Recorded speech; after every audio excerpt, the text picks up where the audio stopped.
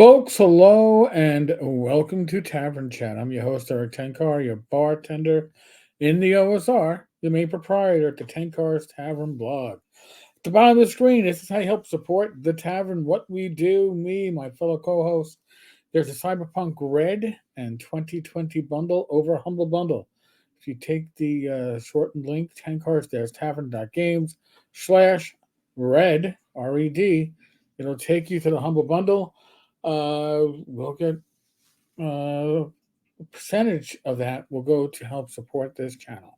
We don't do paid advertising. I know the YouTube ads are here, and we don't do sponsorship. So we get to talk about what we want to talk about.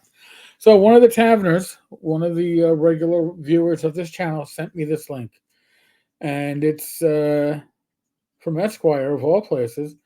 Inside the censorship scandal that rocked sci-fi and fantasy's biggest awards, the Hugos. Now, when I was younger and I used to do a lot of reading, mostly fantasy, but some science fiction, I would pay attention to the Hugo Awards.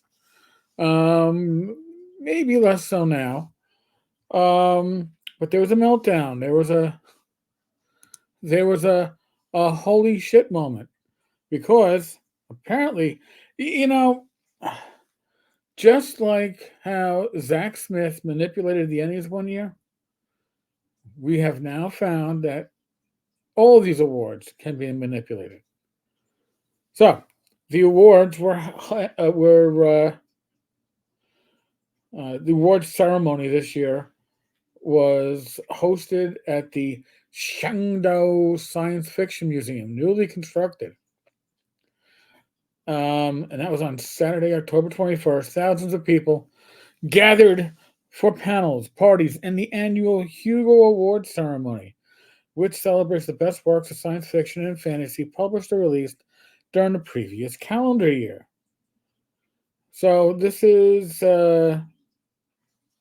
like in our community, I guess like the Emmys, it's like the Academy Awards for speculative fiction. They're saying in the early years, the Hugo Awards recognize writers that have since become legends: Isaac Asimov, Ursula K. Le Guin, Frank Herbert, George R. R. Martin, Brandon Sanderson, N. K. Jemisin.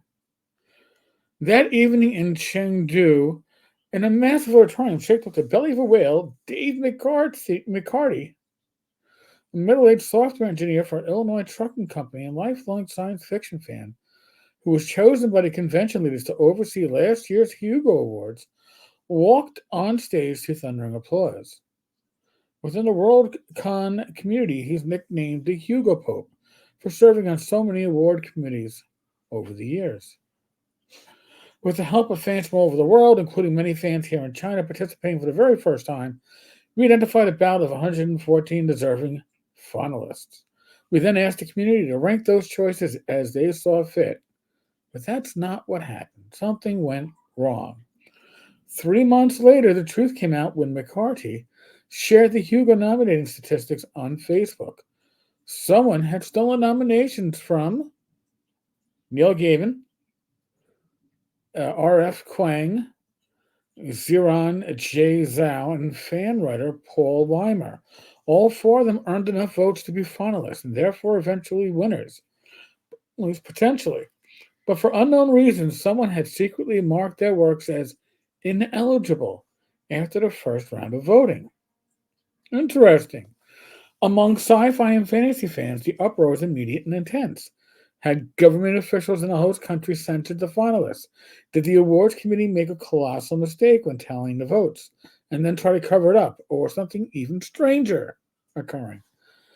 Now, the author of this article spoke with a dozen past Hugo winners, finalists, committee members, some of whom requested anonymity. But to understand what these insiders believe really happened and what it means to the future of the Hugos and other literary awards, we have to utilize a science fiction trope and go back in time.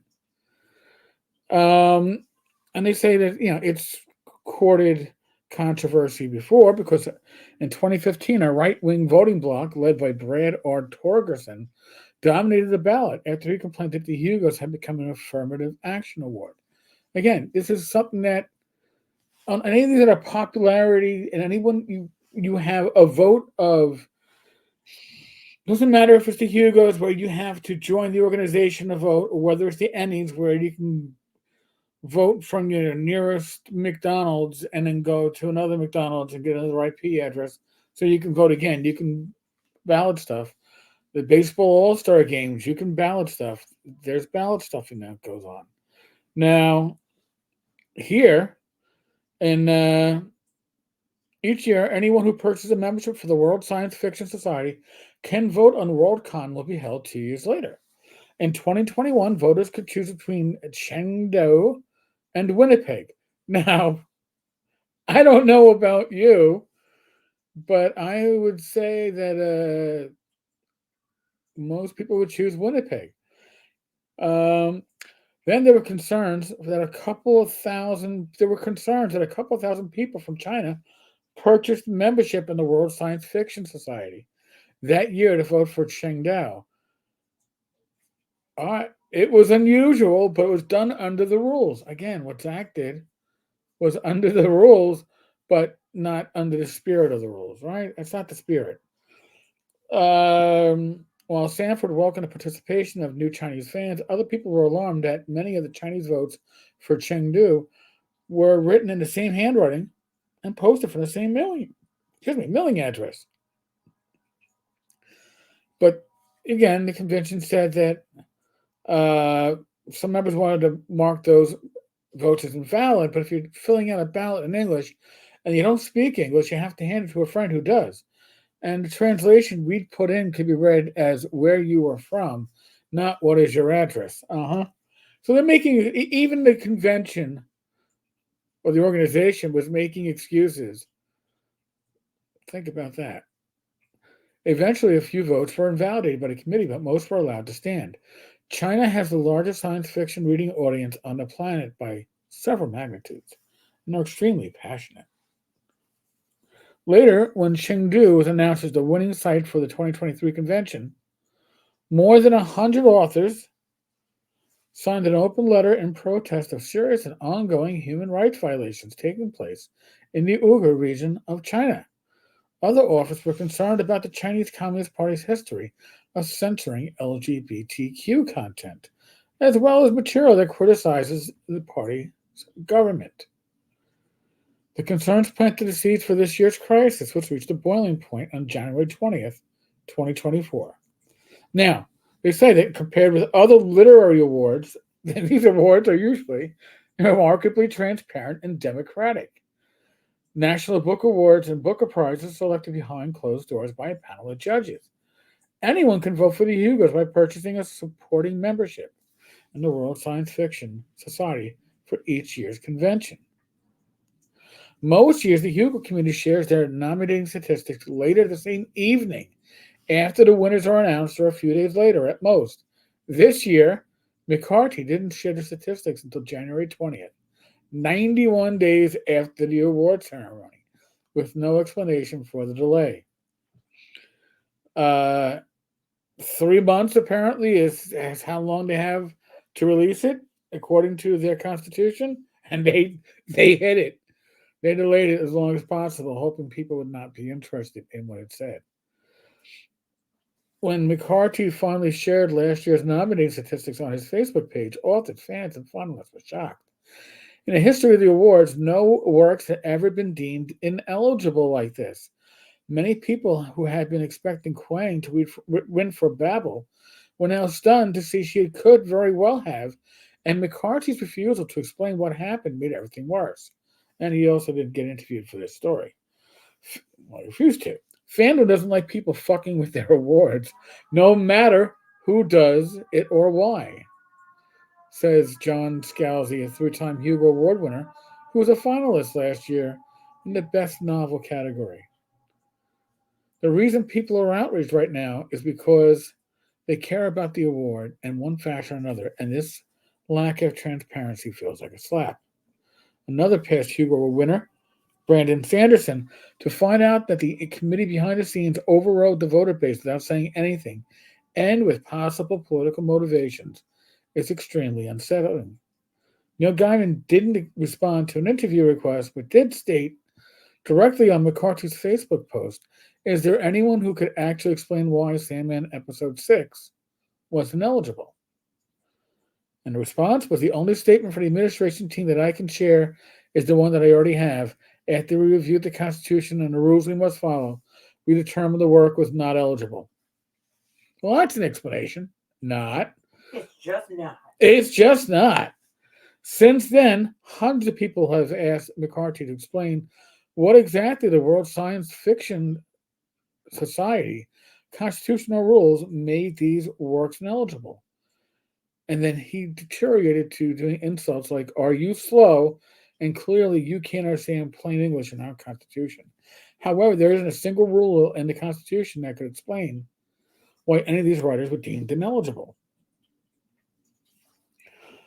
When I started seeing Dave McCarty's responses, I was utterly unsurprised. A former WorldCon committee member who asked to remain anonymous tells me that is very consistent with who he is and how he's treated other people. It's incredibly disrespectful on every level. And he apologized a few days later for inappropriate, unprofessional, condescending responses, but still refused to explain the ineligibles.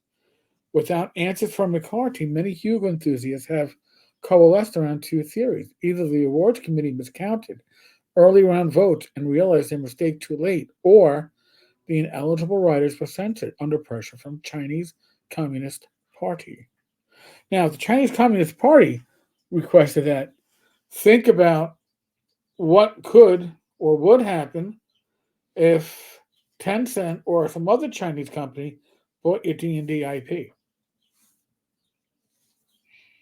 Do you think that they miscounted for the first time and then realized after the fact, or do you think that there was censorship going on? Well, let's look at the possible evidence. Allegations of censorship have spread like Star Trek tribbles. The protagonist in R.F. Kuang's Babel is queer. Zhao is non-binary, and all four ineligible writers have criticized the Chinese Communist Party or its policies at some point in the past. Gaiman, Kuang, and Zhao declined to comment on the story, but confirmed on social media they were just as shocked as everyone else. Well, Weimer says one of his Patreon posts in 2021, where he expressed concerns about holding the Hugos in China, may have marked him for censorship. It is possible the Chinese Communist Party took umbrage at my piece, or at the convention felt they might, and so I was rendered ineligible. That's that preemptive censorship. Like, oh, yeah, our host might not like that, so let's just leave it out. Now, again, it's either incompetence or censorship. And by not explaining, you don't know which one it is. Now, some do not believe the Chinese government nor the Chinese members of last year's Hugo Award administration directly or indirectly censored the awards. Rather, they believe that one or more members of the executive committee mismanaged this year's awards and then failed to explain why four popular works were deemed ineligible. On January 31st, less than 2 weeks after McCarty revealed the voting statistics that kicked off the controversy, the California nonprofit that owns the Hugo Award trademarks released a bombshell statement. McCarty resigned from the organization alongside the chair of its board of directors, Kevin Stanley. Additionally, the nonprofit censured McCarty for his public comments that had led to harm of the goodwill and value of our marks, and for actions of the Hugo administration committee of the Shenzhou World Con that he presided over. Two other members of the committee, Ben Yallo and Shi Chen, were censured as well for actions of the Hugo administration committee of the Shenzhou World Con that they presided over. Nobody knows why these guys were censored, but they were co-division heads of the convention. And meanwhile, organizers of the upcoming 2024 Hugo Awards in Glasgow, Scotland, that's a cool place, released a statement on their own to calm the waters. We will also publish the reasons for any disqualifications of potential finalists and any withdrawals of potential finalists from the ballot. Well, when they talk about maybe one that were disqualified should be allowed on this year, but here's the thing, and it's an interesting article. I'm gonna link it. We still don't know why these were deemed ineligible. We're saying going in the future, we'll tell you. They're still not telling you now. So you figure, my thoughts are, if the incompetence was inside the company and these people were let go from the nonprofit, volunteers or otherwise, they would tell you, but they're not. Which leads me to believe that yes, there was malfeasance, but it was under pressure from the Chinese Communist Party. Don't know for sure, but that's what it kind of stinks like. And these people all gave in to that pressure. Otherwise, why not tell us what the screw up was? Oh, we miscounted. Oh, we did that. I'm not telling you. Why? Because somebody had their fingers on the scale, and it was likely a government party. Again, this shows there's the potential if a company like Tencent, which the Communist Party has a huge influence on, think what kind of influence that could have on D&D and gaming beyond. So, interesting article. It's popularity contest. These awards are popularity contests. I'd rather see something like the Three Castles Award, where you got a bunch of game designers evaluating games or releases for games with criteria, and it's not a popularity contest. It isn't, oh, I think this looks good because I like Zach, or I like James, or I like Eric. No, no. And you can't rile up fandom to get you voted in. Think about that. All right, folks. Tonight, 8 p.m., there is a live stream. Myself, Bad Mike. I still don't know if we have a special guest. I don't think Mike mentioned. I don't think Mike has reached back out to me. So we may have one. We may not have one. Who knows? In any case, we'll be sure to entertain because, my God, there's been news. All right, folks. On that note, as always, be safe, be well, God bless, roll those dice, roll them well. The link at the bottom of the screen is for the bundle. Cyberpunk Red in 2020. Tenkars-Tavern.games/red. All right, folks. God bless. Later.